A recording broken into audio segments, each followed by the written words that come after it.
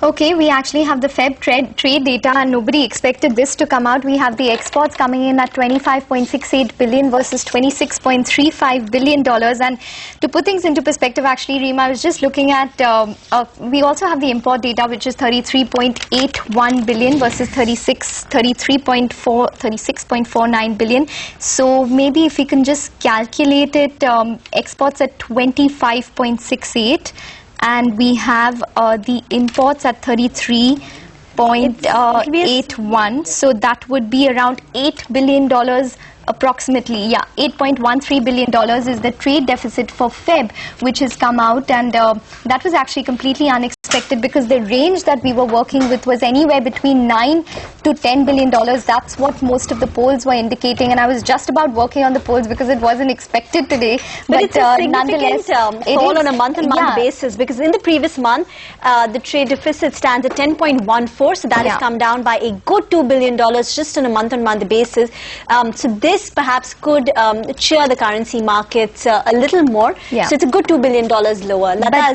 Lata's joining in as well, and we have exports which have come at 25 billion, and I would actually wait for the year-on-year growth which we could see on exports, because if there is no down 3.7% on a year-on-year basis. So the exports are down 3.7 on a year-on-year basis, so that would be a key disappointment actually coming in. Lata joins in.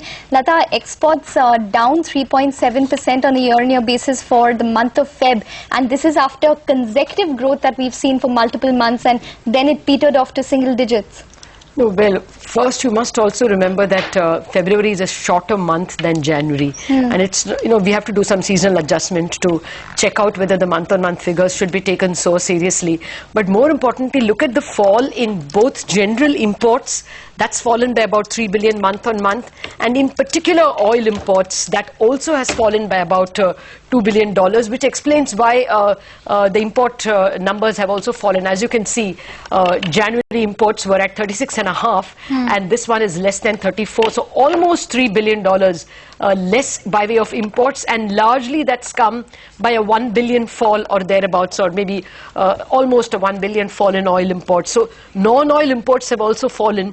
That's a rather telling comment on the poor growth story as well. That explains why the trade deficit is lower, because the country is simply not able to absorb as much of oil or non-oil imports because of low growth. That separately, there is also a problem with the exports not picking up much, which could be a matter of worry. But the trade deficit will nevertheless not be a problem. And if we keep at this run rate, then we are going to be a current account surplus in this quarter. I mean, with 8 and 10 billion in the first 2 months, this is easily achieved by the software surpluses as well as by NRI remittances, the current transfers that's come in. So it looks like while the third quarter was a 0.9% of GDP in terms of trade deficit, we could well, not necessary, but we could well reach, a current account surplus as far as the fourth quarter itself is concerned. The last time we had a current account surplus was again in the Jan-March quarter in 2009. So, this Jan-March quarter tends to be a quarter where dollar flows are fairly significant. We have economists joining us. Shubda Rao, of the chief economist at Yes Bank, is with us, and Jayesh also is with us. Well, first up, Shubda, the numbers, 8 billion trade deficit and a fall in both import and exports. Imports particularly falling by about $3 billion. Your initial comments? Well, I think quite right. This has come as a marginal surprise of 1.5 billion. We were looking at a 9 billion plus as trade deficit. So quite clearly a surprise, more so on imports rather than exports. Exports, we were looking at a little bit of tempering because inclement weather may have also caused some bit of dampening in demand for the months. Though I will not take this as a worrying trend to emerge, quite rightly, the third quarter, the last quarter, that is the Jan-March quarter, is typically more supportive of a favorable trade dynamics. So that said, one of the dimensions that I may like to add on oil imports declining is of course, in addition to the lower economic activity, particularly on the manufacturing side, somewhere I think we need to also explore the point of inflection if the series of oil of the price adjustments being done at some point in time are rendering some elasticity to demand, at least to the extent that there is possibility. So we need to explore whether the sequential price adjustments that have taken place over the last many months, particularly on the diesel So what you're side, saying is, the 50 paise rise in diesel is also affecting demand for diesel. I think cumulative, if you look at it, it has been significant. In addition to the first big bang adjustment of 4 or 5 rupees and the cumulative 50 paise adjustment sequentially thereafter may have had a role to play in, because if you look at volumes of gold, oil, those two have begun to correct somewhat. Well, there are other things. There are other things as well, Shubda, which you might want to know. Even in NMDC, the iron ore dispatches have increased. So possibility is that iron ore imports to that extent would also have declined, and maybe some exports also perhaps resumed. In any case, the imports would definitely have fallen. So it need not necessarily be assumed that all fall in imports is because of a fall in growth. It could also be because it is getting substituted by domestic iron ore. These may be marginal to the entire bill.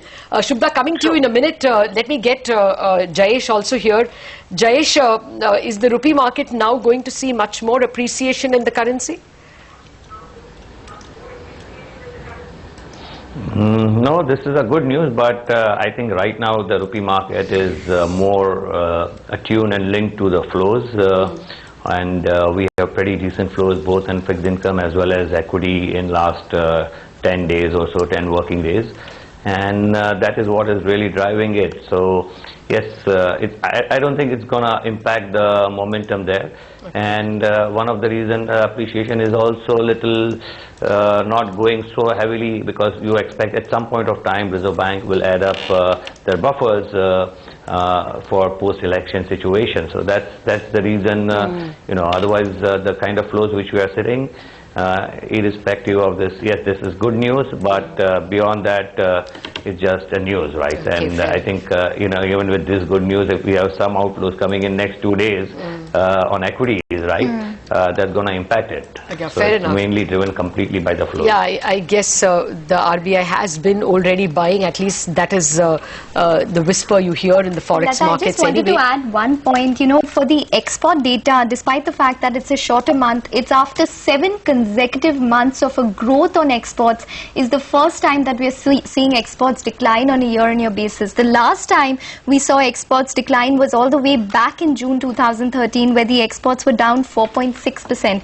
So that is possibly which is something which is worrying the markets at this point in time as well, because we've got the Nifty at the low point of the day. We are testing 6,500 at this point in time. We've had the rupee which is depreciated a tad bit from the high point as well.